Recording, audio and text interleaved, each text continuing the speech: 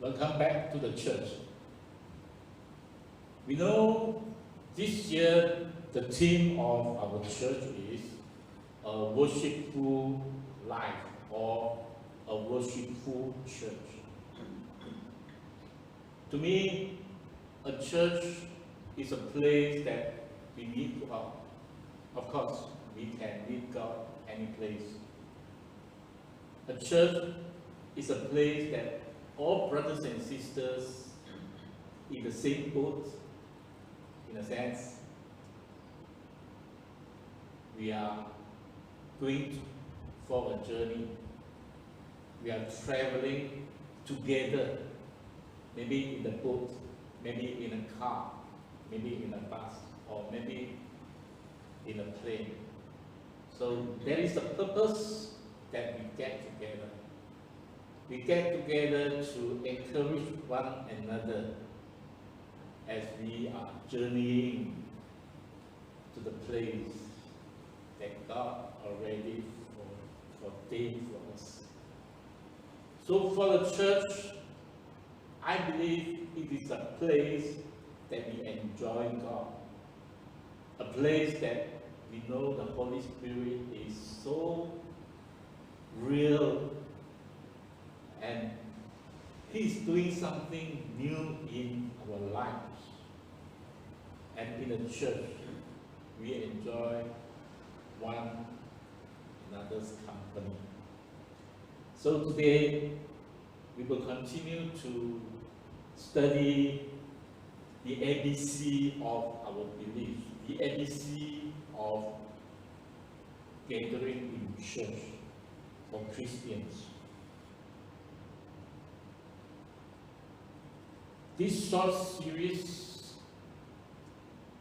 called Distinctive Structure of CBSL.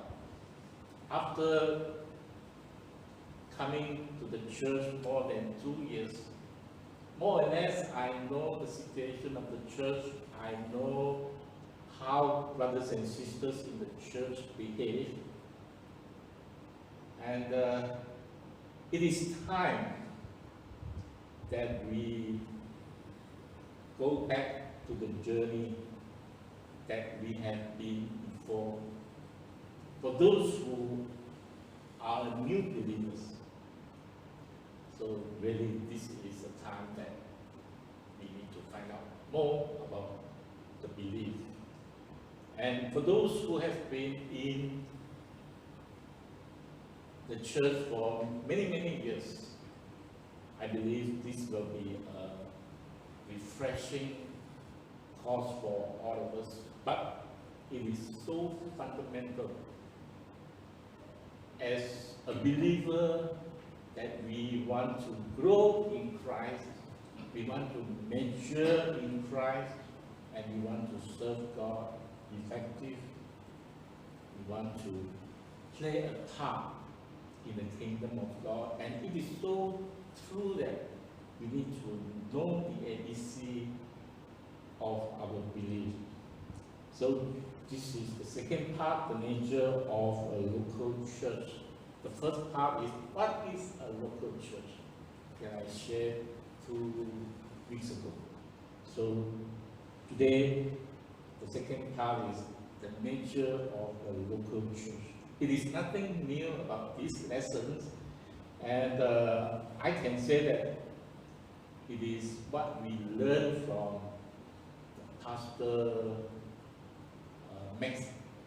John Maxwell, and also the pastor of Saddleback Church. What is the name again? Pastor of Saddleback Church. So it is many of the churches are learning this maybe in a different way, but the fundamental things of the teaching is still the same. So, introduction, how our church is structured. CBSL is structured in a situation that we, as other churches, moving into the same direction. So the structure of the church should not be determined by culture, business practices, or even denominational traditions. It is so true that the church is very, very different from any organizations or any establishment on earth. It is so unique. That's why coming to church, we have to live a church life in a unique way. So we do not come to church and continue to live the earthly way.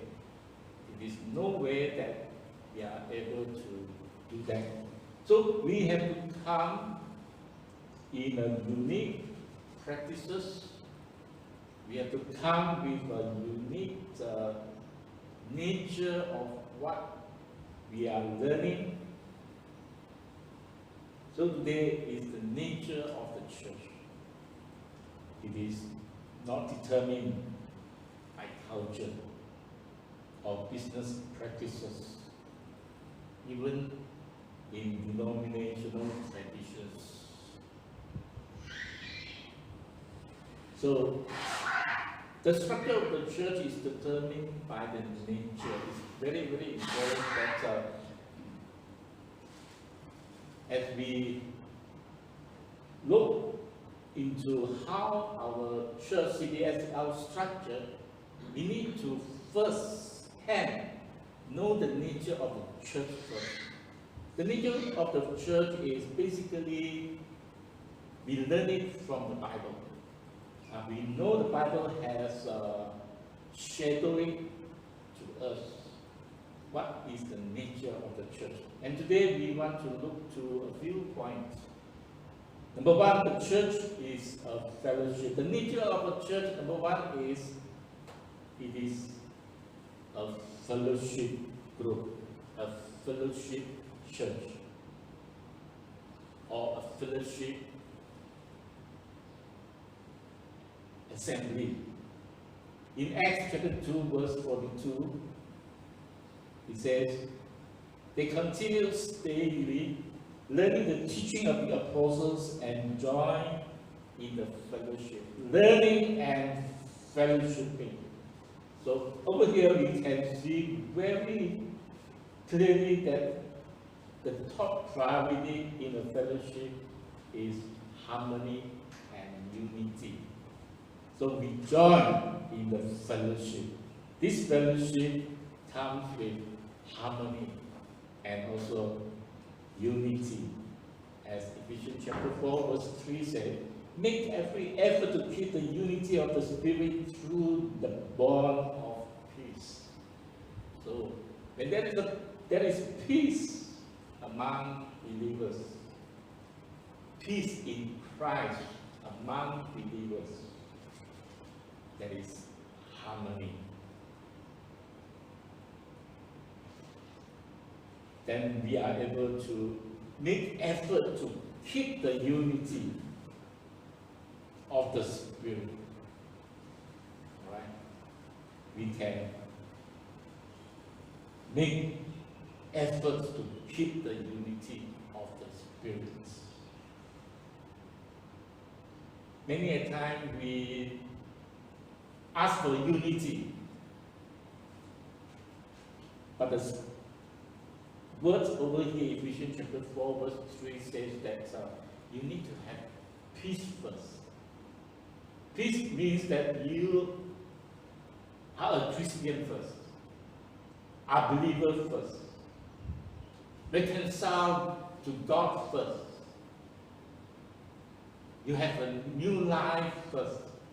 Only then the unity of the Spirit were manifested in the gathering or in the assembly or in the church. In Romans chapter 14 verse 19 also says that, so let us concentrate on the things that make for harmony and the growth of our fellowship together. Very, very true. The church is a fellowship that makes harmony the aim for everyone. And that's why fellowshipping is so important. It is like a group of people traveling in a bus or in a car. Let's say we travel from KL to China, to Kunming, all right? Now we are able to travel there by train and also by car.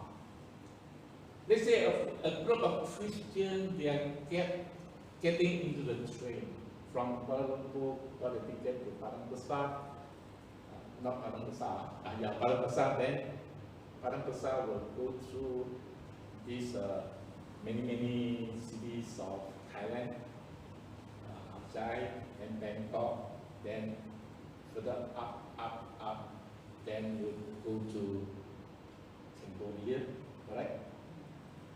After Cambodia, we'll go to China. Any of this country. So when a group of people is getting into the train, so we have a great journey, just like in a church. We get together, we are traveling a spiritual journey to heaven. So we are gathered together, we enjoy the fellowship, we enjoy the presence of God, we sing and we worship, and we really live a life just like in heaven. But we haven't reached yet, we haven't reached Kunming yet. Maybe we are still in Thailand, maybe in Cambodia. Because of the need of Christians, believers together in the train. So we help one another. We fellowship one another. There is no way that we are not able to get together because we are in the same train. Except you want to sleep all the way from Kuala Lumpur to Kunming. No way. There's so many hours that you need to travel. You need to get down sometimes to get some food or maybe to rest for a while when the train stops somewhere in the station. So as Christians, we are getting together where the fellowship is so unique because we have the same belief, we have the same God. Jesus is what we believe. That's why we travel together. It's a wonderful thing that we are able to travel together. So, brothers and sisters, the church is a place that fellowshipping is so much of our yearning in our hearts. Get together. So no way that you remain in your same house, in your same home, and say, oh, Sunday, okay, let's, our brothers and sisters, worship in church. I stay in my house. Or maybe I can go and visit another church to be an attendee for that particular church around you. But it is so good that if we are able to come together.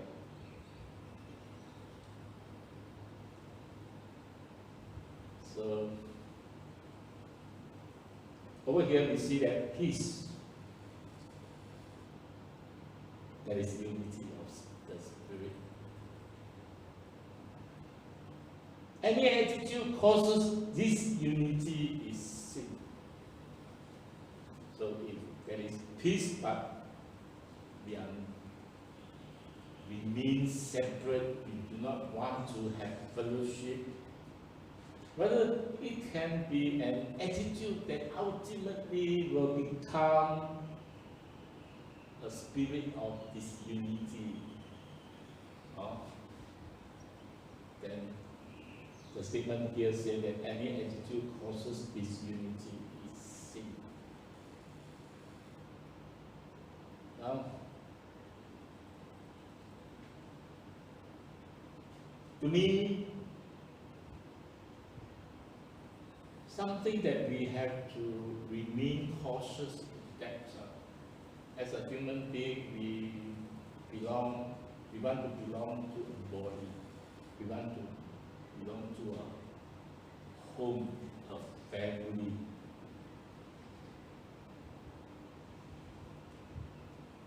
I still believe, I still remember when I first came to KL looking for a job and couldn't get a good job. So during Chinese New Year, I refused to go back. I do not want to go back because I do not have a good and good testimony. A son that go out from a small town to KL should have a job, a good job, in fact. And the son go back to the hometown, should dress properly. It's better to drive the car. But I refused to go back because I didn't got a job on that particular Chinese New Year. So I find that in the family, I can see my brothers and sisters, my parents were so sad in a sense that a son not able to come back to celebrate Chinese New Year with the family.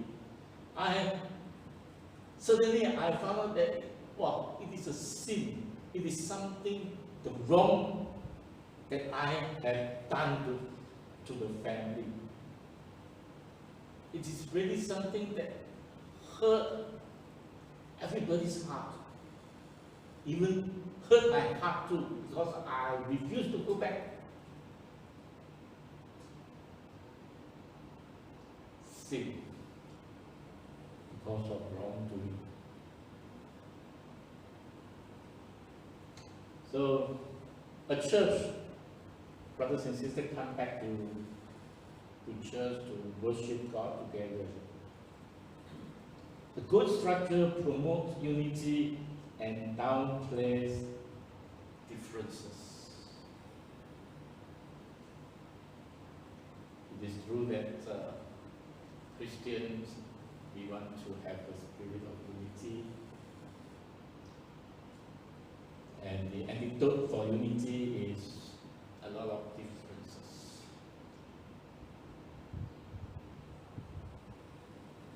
When every church members or family members have different attitude, different ideas of certain things, refuse to get together as one. I mean, there are differences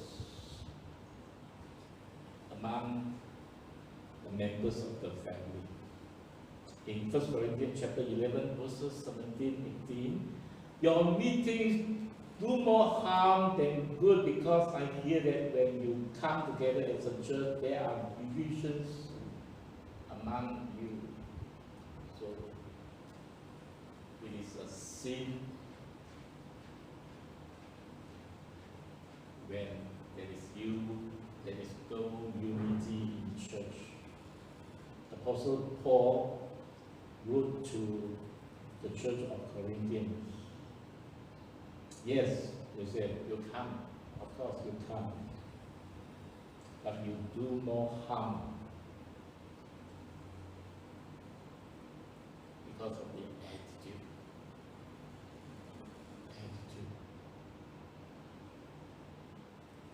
But over here I can see that unity in the church is so important, and coming to the meeting, coming to the church is much more important. course, if we come with different ideas, different ways of thinking, maybe we come with a spirit of unbelief. I mean, an imposter is coming to the church, a non-believer is coming to church, they want to, this imposter, this non-believer to want to feel, want to enjoy the unity of the church, but yet the imposter came with a spirit of disunity, so it brings harm to the church. I mean, that person maybe is not a believer, maybe is a person that have different ideas regarding the church. Right? So we know a church is a place that we have fellowship among believers who has peace in Christ and also enjoy the unity in the Spirit. But when an imposter comes, there will be conflicts.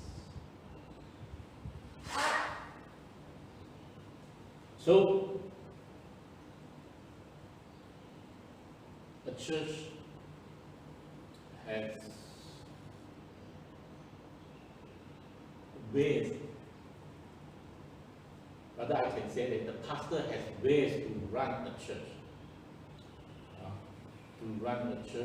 And a church is very, very different from the earthly organization. So sometimes we do it differently from what the earthly establishment are doing. So there's something that in the democratic system in the world, voting is very, very important for them. But in the church, voting is something that we need to be very, very careful. And when we come for fellowshipping, we know that we come in the spirit of Christ. We do not come in the spirit of differences.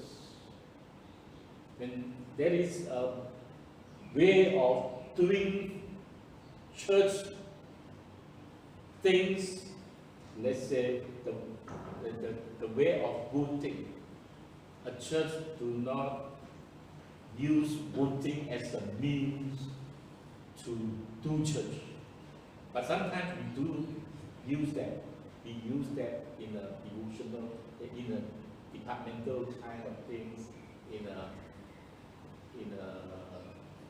small group, in the church. So we do some voting also. Sometimes we do that. Who want to do this? Maybe 3 out of 4 want to do it. So we follow the 3.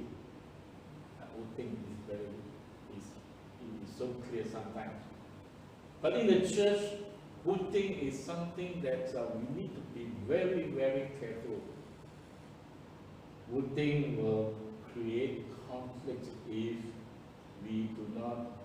if the fellowship is not in accordance in the spirit of unity and in peace.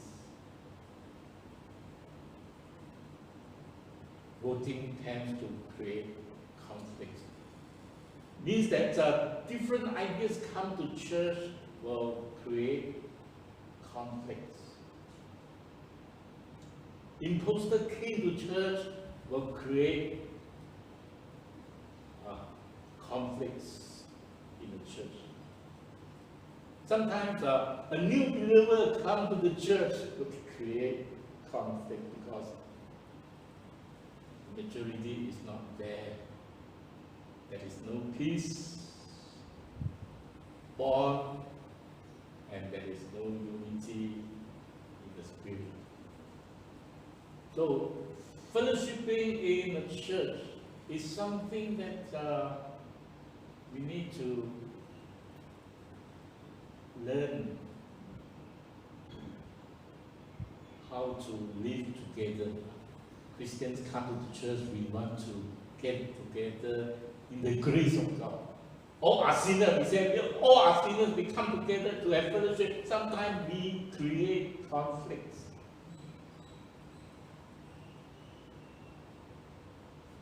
But I believe church is a place for the Christian together and to fellowship, enjoy one another.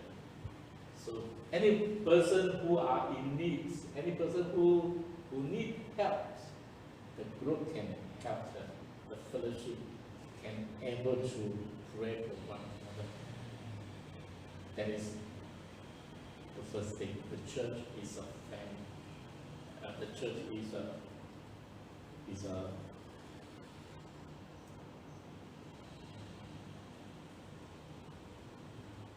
fellowship. So number 2, the church is a family. In 1 Peter chapter 3 verse 8, you should be like one big happy family, full of sympathy toward each other, loving one another with tender hearts and humble minds. Truly, this is a family. We enjoy in our family. Even if it is a non-Christian family, we enjoy the fellowship because we are from the family. Just like my family. Nobody accepted Christ except me. So we still get together, especially during festive season and during mainly marriage. So we get together, we enjoy one another. But in the church, Peter said that you should act as one big happy family, full of sympathy toward each other, loving one another with tender hearts and humble minds. So it is talking about relationships. A family, the fundamental things of this family is relationship.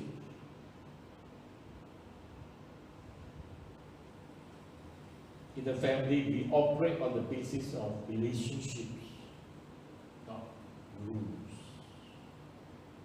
So, in the church, we are in a family. We enjoy one another as a family members.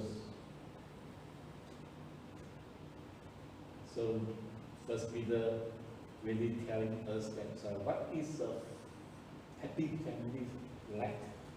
Full of sympathy toward each other, have grace to one another, loving one another, and with tender hearts and humble minds.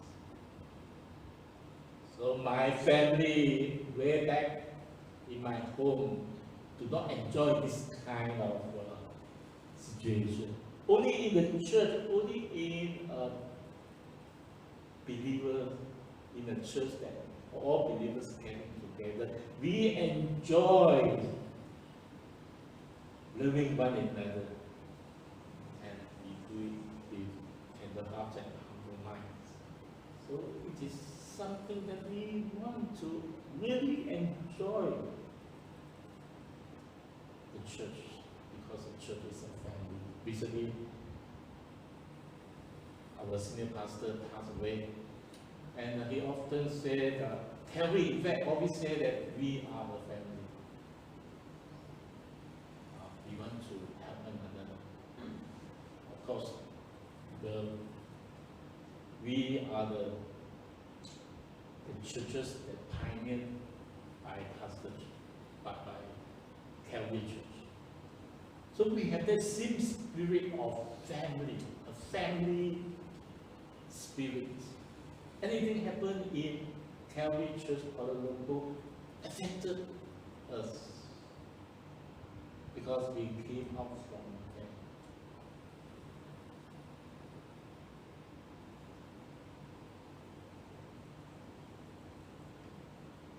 So we miss Pastor, our senior pastor, Prince Kunanana. Really we miss him. People say, oh, what can we do? People go and young chick will come. So what I mean is the family unity is so different. We enjoy it. Nothing about rules. If you talk about rules, okay, rules comes in, or laws comes in because sin is there. That's why.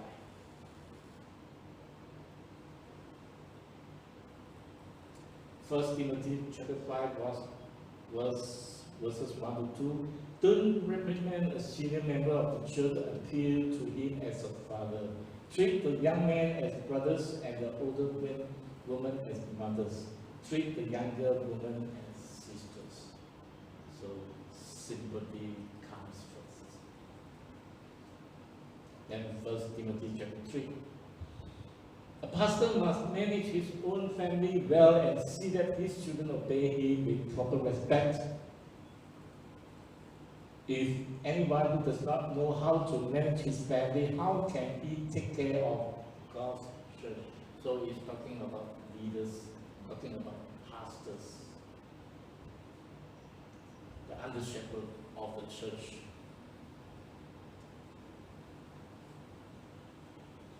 We need to, as a leader in the church, we need to check ourselves.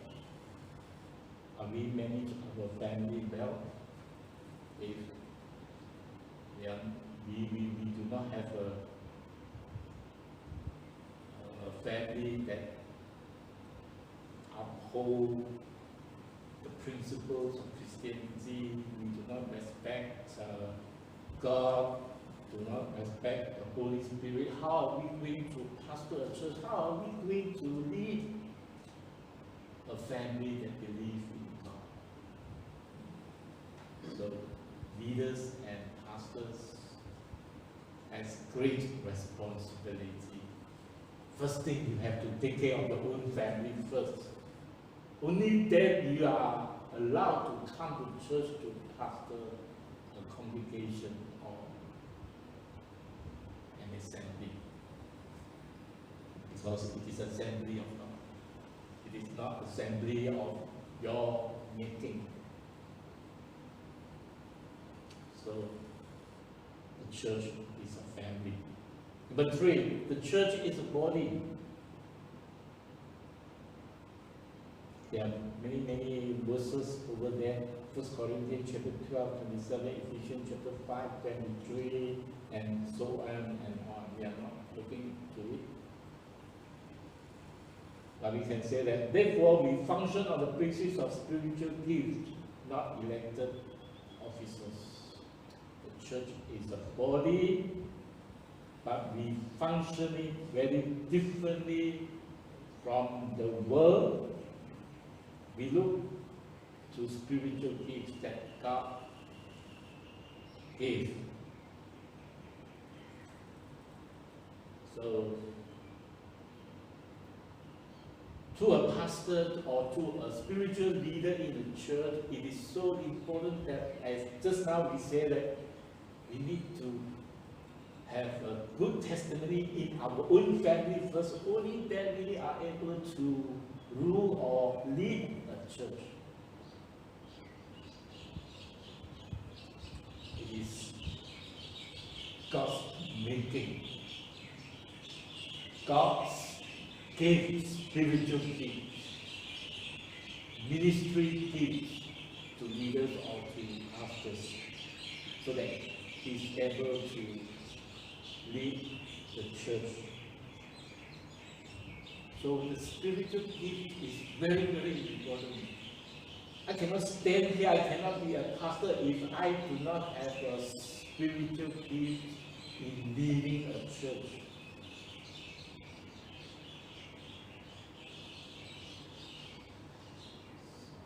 So, a pastor is God sent. What I can say is that God sent him to a church. He should be worthy to be respected, isn't it? A pastor is not elected officer. Pastor is not elected by the leaders of the church, not elected by members of the church, but it is sent by God. So the church is a body. The church is a spiritual body, to be exact. Romans chapter 12, verse 4 to verse 6. Just as each of us has one body with many members, and these members do not all have that same function, so in Christ we are many form one body, and each member belongs to all the others. We each have different gifts according to the grace given us. So it is over here is not solely talking about the pastors, the spiritual gift given by God to a pastor, but it is for all the members in the body. We have different gifts to serve God in the body. In Christ, we are all formed in one body, and each member belongs to all the others. Just like the illustration that I mentioned just now, we travel in train to Kunming from Honolulu. When we are in the train, we belong to each other.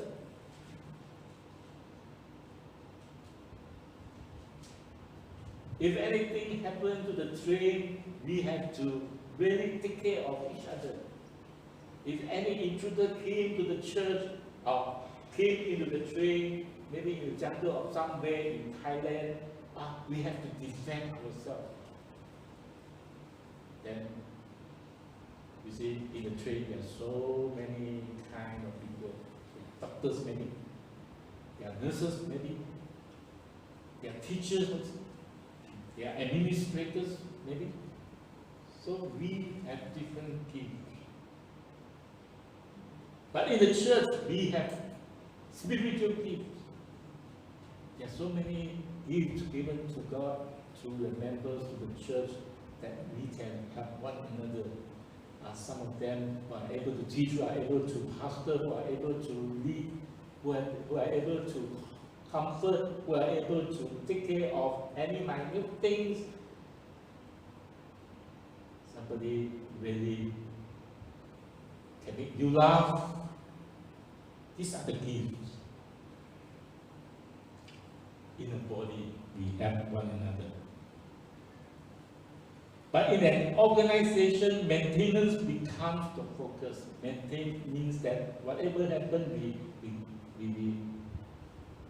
make it. We want to repair it. But in an organism, ministry is the focus. Even without any problems, we are already in the move to take care of one another. We do not wait until something happens, then we are ill. We want to come out and we want to find ways, find solutions. No. In the church, we are ever ready because we have gifts from the Holy Spirit.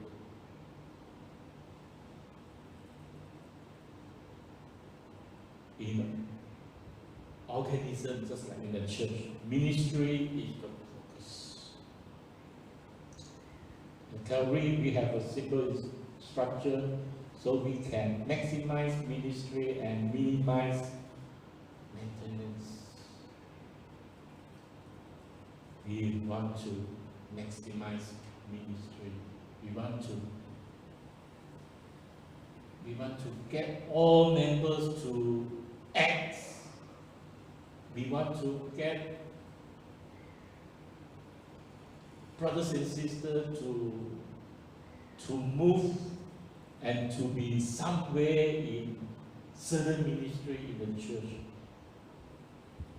All are ministers. People say, all are ministers. Ephesians chapter 4, verse 11 to 12.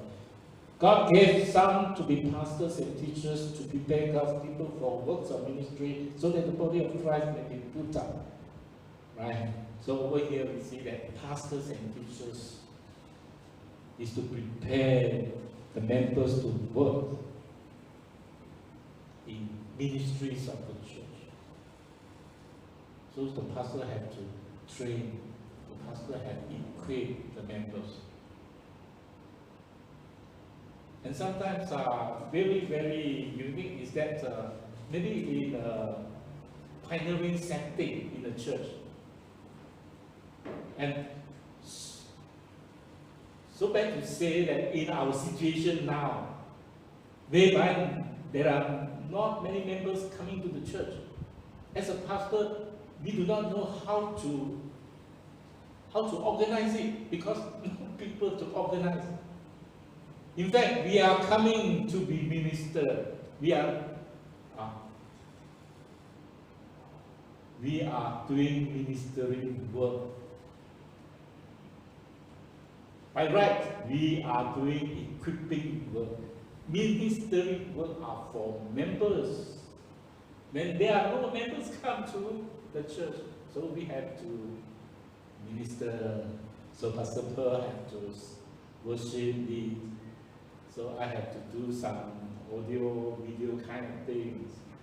These are the works should be done by the members, but we do not have members. So the pastor had to come and fit in.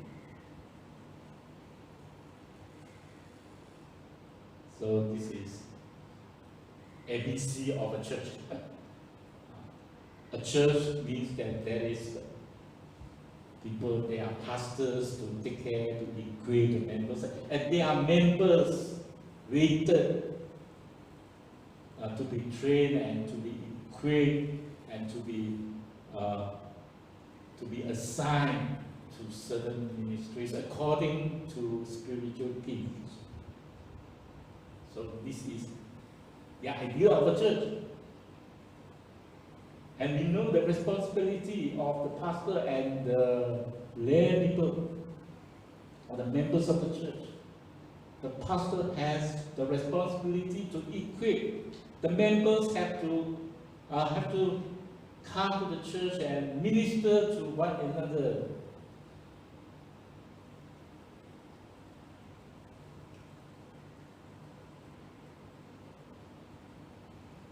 So our structure, of course, many churches have to have this kind of structure. The people are the ministers.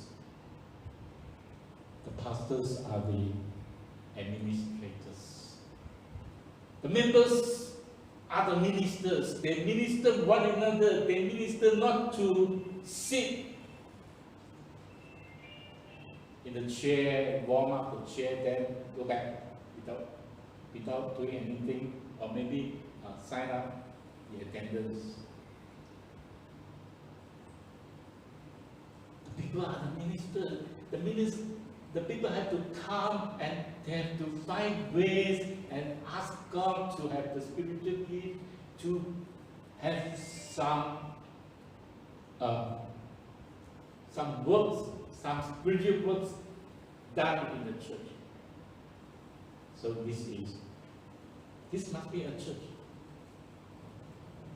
If the pastor knows how to administer, if the pastor knows their works are to administer, and the members know how to minister to one another. So this should be our structure. This should be CBSL structure, not the other way around. But we know in these circumstances, in this post-COVID circumstances, we know that maybe there are so many reasons that attendance are so low. So sometimes we are not able to ask members to minister to one another. No members in the church how to minister to one another. So the pastor have to come to do ministering work. So remember, a church is a place that all are ministers. All members are ministers. The pastor is to equip the members to minister. So this is the church. Number 4. The church is a flock. So there are so many verses talking about Jesus' very description of the church. We do not have time to look into it, but we know that the church is a flock. In the book of John chapter 1, chapter 21, Jesus asked Simon Peter, "Do you really love me?" "Yes, Lord," said Peter. "Then take care of my sheep." So the church is a flock.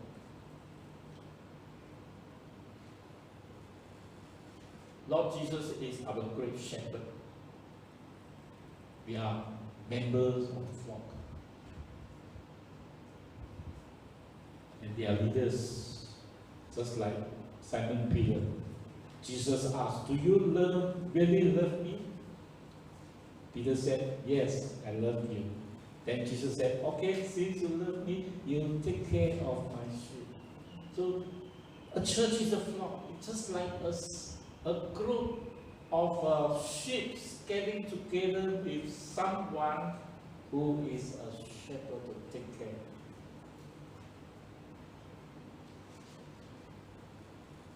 That is 1 Peter chapter 5, 1-2.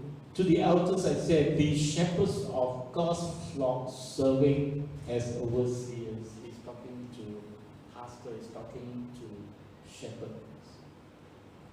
Be shepherd of God's flock. The church members are God's flock.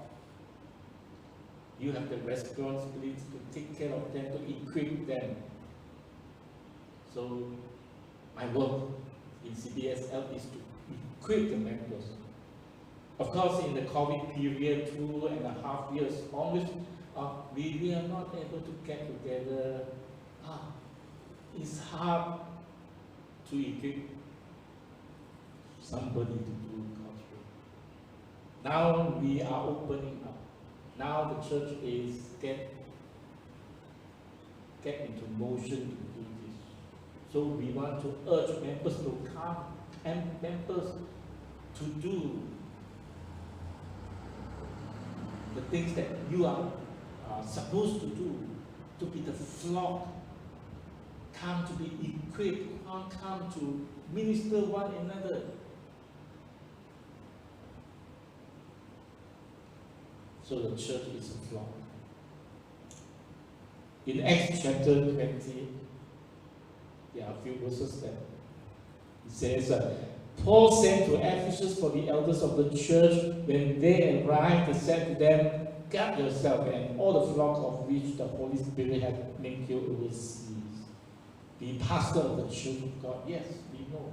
The pastor knows very well that we are sent, just like the elders of, just like Paul was sent to Ephesus to be the elders, to be the leaders of the church, or to be the pastor of the church.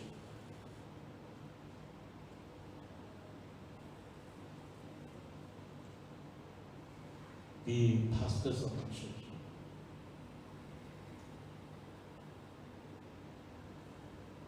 So as a pastor trained in ECM, we are often encouraged, we are often to make clear that your responsibility is to take care of your flock. You are the under shepherd. This is your responsibility. Those who are not in the group, nothing to do with you. Your responsibility to those who come in through the door and sit in your church. You have the responsibility to take care of their spiritual life. You have the responsibility to equip them, to teach them, so that they are able to be effective to be minister in the church. We believe all members are ministers. So in conclusion, this is what I want to say.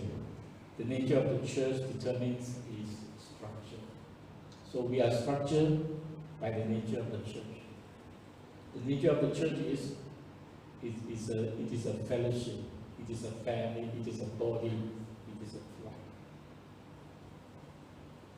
So CBSL structure, the people are the ministers, the pastors are the ministers.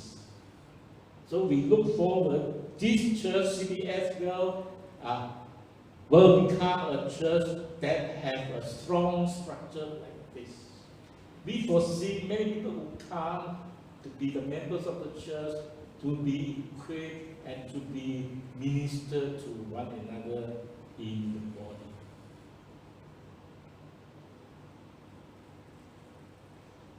The church is opening up after COVID. We see a lot of challenges. The churches in Malaysia, in Kuala Lumpur, even in the world. We need to move on. We need to really come to the term with the Spirit to galvanize our thoughts. And we need to come together and we need to cause more who are still in the wilderness to come to the church as people of the church, people of God, to be Christians. This is the responsibility of the church to enlarge the tent, to see that all who come, they are matured in Christ, they are trained to be matured in Christ, and trained to minister to one another, trained to, at the end of the day, magnify the glory of God.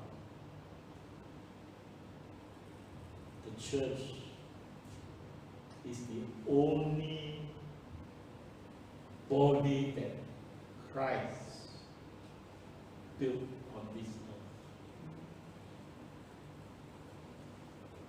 You can't see any organization, any body that really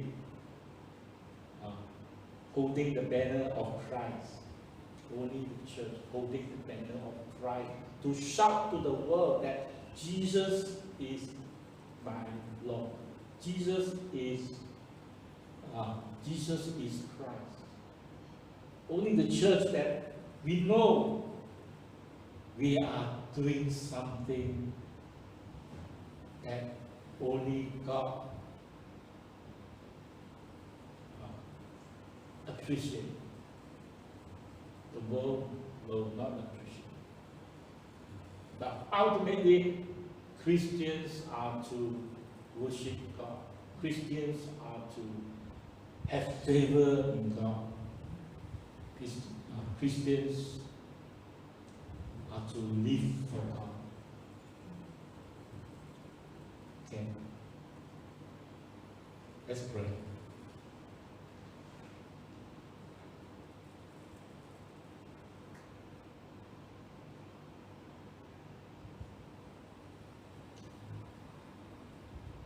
Father in heaven, we are so thankful that even today we come together as a body to worship you, to minister to one another. And we know, oh Lord, that you are on the throne. You are seated high, and you are our Lord, you are our God. We come to you this morning to usher a new beginning of this season, the new beginning of our church, CBSL, a new beginning that this group of people, these assemblies of people will have a mandate to live for you, to serve you, and to glorify you. Father, make this church to be a lighthouse for this community. Make this church that you favor. Make this church that you want to bless. We ask all this in Jesus' name. Amen. Amen. All right, God bless you. So stay back. Maybe we have some fellowship together. We can make times together and talk to one another.